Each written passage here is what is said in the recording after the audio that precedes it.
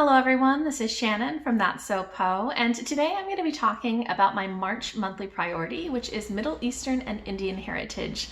If you're not familiar with my monthly priorities, I will link a video down below talking about what my monthly priorities are, but basically I'm going to be focusing in March on reading books that are written by Middle Eastern and Indian authors or people with heritage or that focus on characters from there.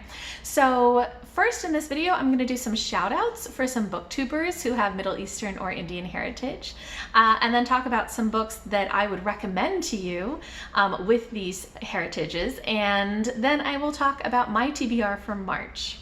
So first, let's start with the shout outs. I'm definitely not subscribed to as many Middle Eastern and Indian booktubers as I want to be. So if you guys have any recommendations for me, please leave them in the comments below. I'm very, very interested. But the people that I'm going to shout out today, I really do highly recommend their channels. I love watching them. So I hope you will too. The first person I want to shout out is Farah at the Farah Project. Farah is from the United Arab Emirates, but is in London right now in grad school. And she reads a bunch of literary fiction, both new releases and backlist. And what I love is that she is so good at analyzing these books. She's so good at cutting to the themes and to the depth of the characters and to what the author is saying. She's so thoughtful and so intelligent, and I just feel like when I watch her channel, I come away smarter. She just is so wonderful to watch, and it's not just that she's so intelligent and has such interesting insight into these books, it's also her vibe. She's so calm, so chill, so confident, and I just feel like watching her is getting a little bit of zen into my daily life. So I really love her channel and I recommend it.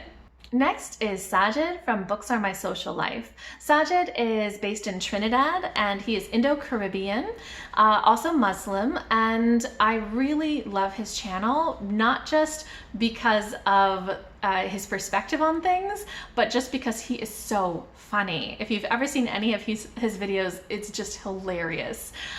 He reads a lot of YA contemporary, especially focusing on Muslim stories and on queer stories, and also on Caribbean stories when he is able to find ones.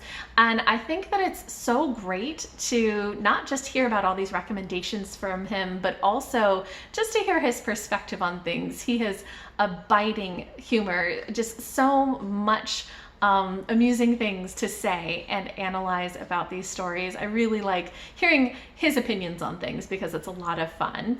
Also, he has very much a social justice lens through which he reads, and that's very interesting, especially when there's certain representations in books that are problematic. He'll call it out. So I definitely recommend his channel. At least check out some of his videos and see how funny he is. It's really, really great to watch him.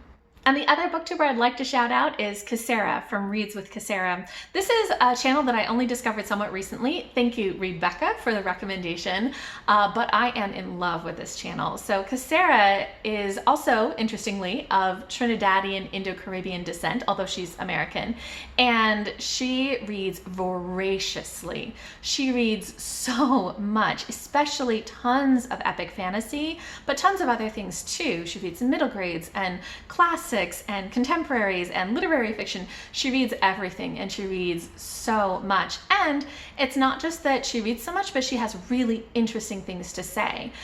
She does weekly vlogs, which are fascinating. It's real fun to kind of watch throughout the week and see which book she's in the mood for and what she picks up. She's kind of like me in that she likes to read a lot of things at the same time, and is very mood-based as to what she feels like reading.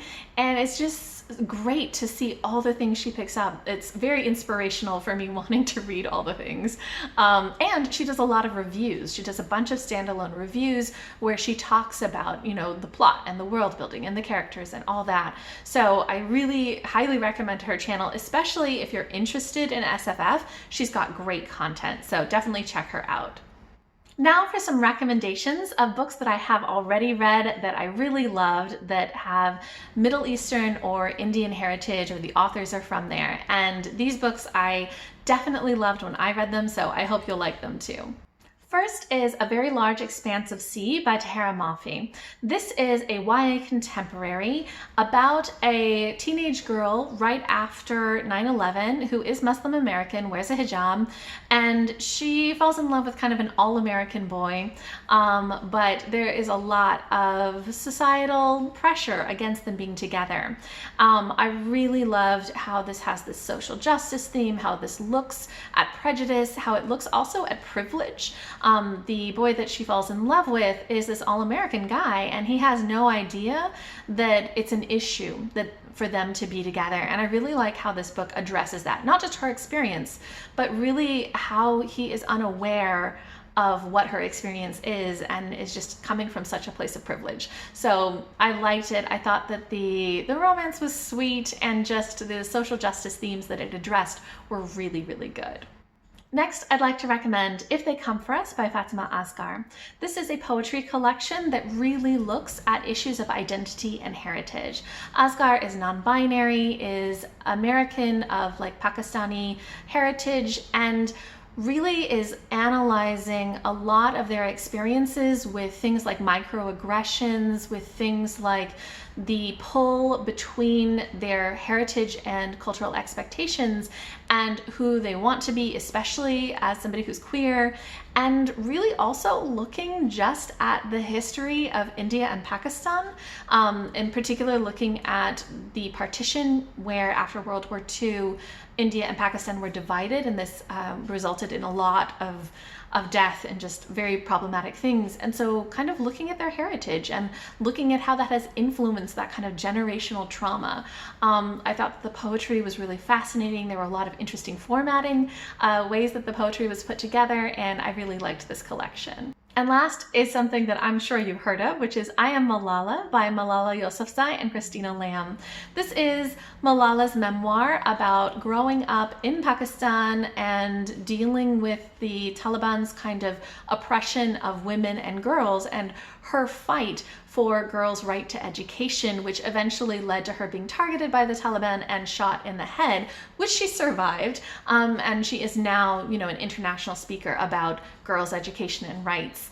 This was an excellent memoir. I thought that it did a really great job of providing a lot of historical background and political information about the situation in Pakistan, as well as just her personal experiences growing up. There's a lot about her just being kind of like a teenage kid, things like that, and her family and the activism of her father as well, and just all of that kind of political stuff, but in a memoir form with a real focus on girls' rights to education. So this is a well-known book, and I finally read it last year, and I thought it was excellent, so I recommend that you pick it up too.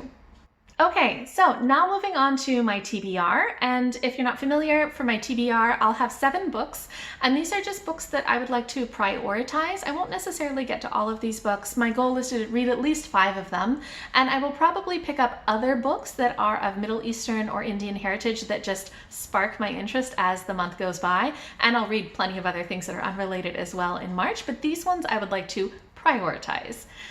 First on my TBR is Our Women on the Ground, edited by Zahra Hankir. This is a collection of nonfiction essays written by female Arab journalists.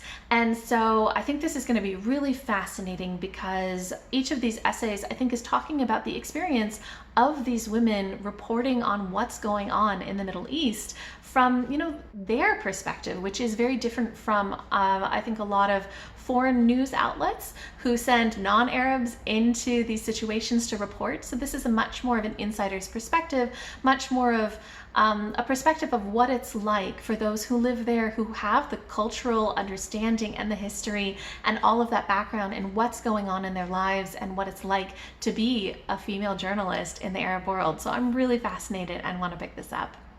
Next on my list is Furthermore by Tahereh Mafi. Tahereh Mafi is American of Iranian heritage, and she wrote A Very Large Expanse of Sea, which I just mentioned and liked a lot. So I heard about Furthermore from a couple of different channels, and this is a middle grade fantasy. And since I love middle grade and I love fantasy and I really enjoyed A Very Large Expanse of Sea, I want to try this. It also just sounds like it's got a really interesting premise with a magic system that has a lot to do with color and things like that. So I'm interested in picking this up. Next on my TBR is Aisha at Last by Uzma Jalaluddin. This is a book that I heard about from Cynthia at BookWhimsey, who I will link below, in a video that she did, which I will also link below, about Pride and Prejudice retellings. So Uzma Jalaluddin is a Canadian of South Asian heritage. So I wasn't able to pin down a country, but perhaps Pakistan, something like that. And she has created Pride and Prejudice, but set in Canada with a group of Muslim South Asian heritage characters. And I just thought that's so great. I love Pride and Prejudice. I love Jane Austen, and getting to read a retelling, but that addresses a lot of modern concerns and a lot of things that have to do with being an immigrant, with being of, South Asian heritage. I'm just really all in for this. Plus, Cynthia really liked it, so I definitely want to pick this up. Next on my list is A Place for Us by Fatimah Farhin Mirza. Mirza is a American of Indian and British Indian descent, and she has written this book about a generational saga of an immigrant family from India dealing with, I think, kind of that cultural dissonance between maybe what the parents' generation wants and what the newer generation wants. I've heard really amazing things about this. It's kind of a contemporary literary fiction type of story, but I've heard that it's just so well written and addresses a lot of these themes in a really interesting way. So I'm excited to read it. Next on my list is Good Talk by Mira Jacob, who is American of Indian heritage. This is a book that I've heard about in a lot of places, but most recently I heard about it from Mercy at Mercy's Bookish Musings, which I will link below, and she loved this. She also loved another book by Mira Jacob, so I'm kind of interested in that one too. But this is a graphic novel memoir of Mira Jacob's conversations with her son, who I think is quite young in this, maybe 6 or 7, in 2016. So right around, the election of Trump, when there was a lot of interesting stuff going on in the political discussion, many questions from her son about, being brown, about being different, about kind of what's going on. And I've heard that this is just beautiful, it's funny, it's really sharp, and it's just so well done, this conversation about identity and heritage and politics. So I'm all in for this. Next on my list is Empire of Sand by Tasha Suri. Tasha Suri is British of Indian descent, and she's somebody that we actually saw speak at Worldcon last year, and she talked about kind of writing a fantasy that is set in a non-Western canon style mythology, something that is inspired instead by Mughal India, and something that takes place in the desert and has all of these different types of gods and magical beings. And after reading Gods of Jade and Shadow by Sylvia Moreno Garcia and just finding that I loved the mythology parts of that, I just really am on a kick right now. I want to read more epic fantasy that is inspired by a different type of mythology, because it's just so rich and so amazing to read. If you're somebody who is like me and just wants more of that, I also recommend checking out Ashley at Don't Have a Degree in Reading has this Around the World Fantasy Challenge, so I'll link her video to that below, where this year she's going to be trying to read more fantasy books that are written by people from other countries, that are inspired by different backgrounds and mythologies, and I'm just all on board for this. I can't wait to read this, and if I like it, I believe that the second book is out in the series already. And last on my TBR is I'm Afraid of Men by Vivek Shraya. Vivek Shraya is a Canadian trans woman of Indian heritage, and this is, I believe, an essay collection about Shraya's experiences especially related to issues of masculinity and femininity and homophobia and transphobia and all of these things related to her being a trans woman. So I think that these essays are going to be really, really powerful and provide a lot of insight. I heard great things about this collection from Priscilla at Bookie Charm, who I will link below. So I've had my eye on this for a while and I'm really excited to finally get to it. So those are my plans for March, when I'm going to be focusing on Middle Eastern and Indian heritage. If you guys have any recommendations of channels or of books that fit in with this, please let me know down below. Or if you've read anything that I mentioned on my recommendations or on my TBR, let me know. I just really love to hear what you think as well.